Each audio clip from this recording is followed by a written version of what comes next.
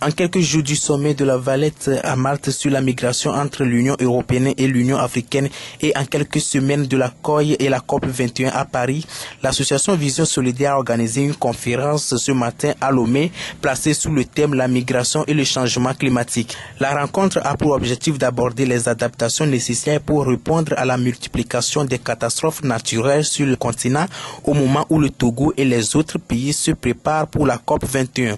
Au cours de la conférence, le docteur François Gémen de l'Université de Liège en Belgique a expliqué les récents résultats du programme de recherche sur la mobilité globale et gouvernance des migrations en termes d'opportunités que peut offrir la libre circulation des personnes au niveau international. Nous étions à Lomé au Togo pour un atelier régional organisé par l'International Center for Migration Policy Development, financé par la Commission européenne et qui visait à faire prendre conscience à 8 gouvernements de la région des réalités des migrations liées à l'environnement et au changement climatique en Afrique de l'Ouest et à développer une stratégie commune au niveau régional sur ces questions. Parce qu'aujourd'hui, le changement climatique est responsable du déplacement et de la migration d'un très grand nombre de personnes et qu'à l'avenir, de plus en plus de personnes seront déplacées par les impacts du changement climatique.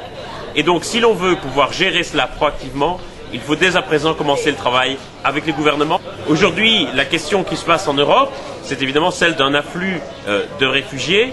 La question qui va se poser, c'est comment l'Europe peut développer une réponse commune pour les accueillir, comment l'Europe peut se les répartir à l'intérieur de l'espace européen et comment ces réfugiés, je le leur souhaite, pourront trouver une vie meilleure à l'abri en Europe.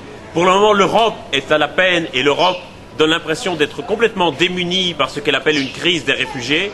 En réalité, la véritable crise, c'est une crise du projet politique européen et c'est pour ça que l'Europe doit se ressaisir et doit parvenir à développer une véritable politique commune en matière d'asile et d'immigration. Cette politique, pour le moment, n'existe pas.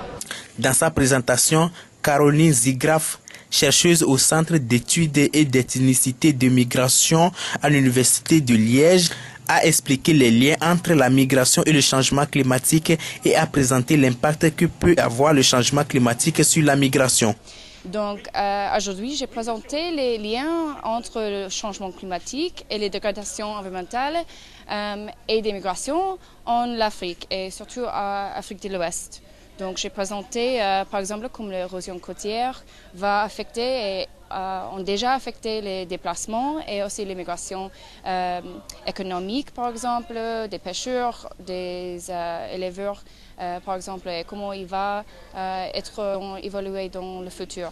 Entre 2008 et 2014, environ 25 millions de personnes se sont déplacées selon l'Internal Displacement Monitoring Center.